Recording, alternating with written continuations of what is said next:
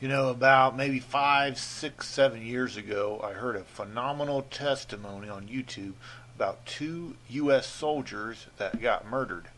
Basically, they were down in a basement in a military base, and they went into a room that they were not authorized to go into. You know, it's kind of like they were just snooping around.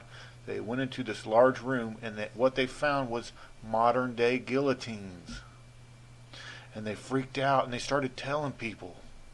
And within, I don't know, a short period of time, they both wound up dead. And that story got onto the internet. I clearly remember it.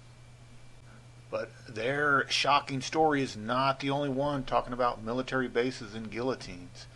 Why are modern guillotines on military bases throughout North America? Maybe because they plan on killing us. This story comes from a Christian truck driver that delivered a shipment. He happened to look inside of his semi-trailer and probably got the shock of his life. He was delivering modern day guillotines to a Marine base in Billings, Montana. There is no doubt in my mind that guillotines are being stored in selected military bases. In fact, I absolutely believe that 1 out of 10 U.S. soldiers are wicked, murdering criminals that would have no problem with murdering you and me and the guy down the street. They would have no problem. And there's even bizarre stories about prisoner boxcars, rail cars that have shackles already built into the floors of the boxcars. I do know this: if you get left behind the rapture and you're taken to a FEMA facility or UN soldiers come and take you, don't fear. Say your prayers, get as close to God as you can, and maybe you can be so filled with the Spirit of God that you can smile while they chop your head off. Wouldn't that be the greatest way to die or leave this earth? To smile as they chop your freaking head off.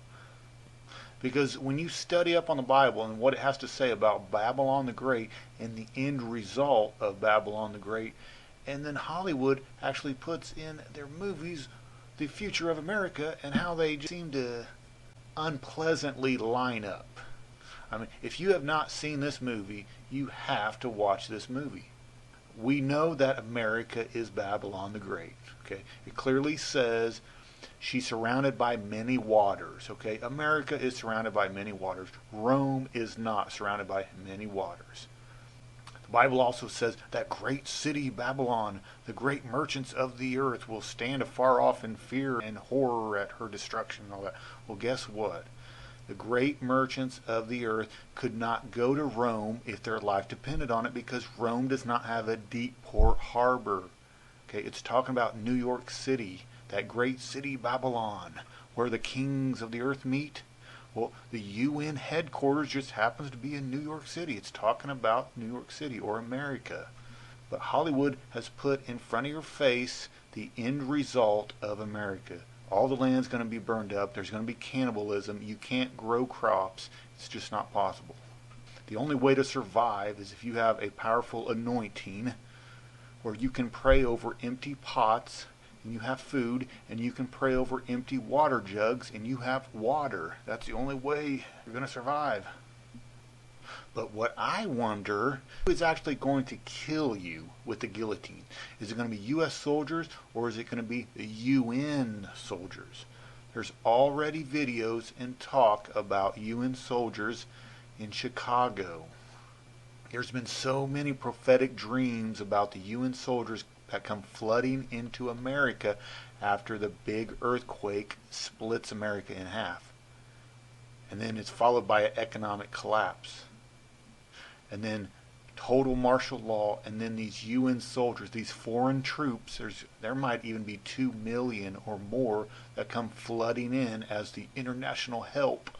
And they're going to be the ones that most likely try to take your guns or try to take you to FEMA facilities. That's when the shooting is going to occur. There's been other people that have had these dreams and visions where they see fighting against the government right before Russia and China and its allies attack America. And we know it's going to be an antichrist-like government during the time of the invasion. So when you start putting all these together, You can see that it most likely will be under an Antichrist-like martial law scenario right before the attack. And the Antichrist government that people see that it's going to be set up, if you want to get a shocking revelation, come over here to YouTube, type in like Dream Vision Obama Returns to Power, and then you can find this video. Prophetic dream reveals Obama returning to power with Sister Beverly. When you start it at about 1 hour and 27 minutes. Now, I've listened to this 3 times, all the way through, from an hour 27 all the way, like 2 hours or whatever. But you want to get a shocking revelation, go check out this video. Now, what's so funny about the video, the Lord never told her that Obama is the Antichrist. She just assumes that he is. She had in the vision or dream, she saw where Obama is standing by this very large throne, this evil throne, and it even says Osiris, which is another name for Nimrod. And then she thinks that Obama is the Antichrist. No, he's standing next to the throne of the real Antichrist, which is Osiris or Nimrod. You know what I'm saying? But I've listened to it 3 times. You got to check it out. It will blow your mind.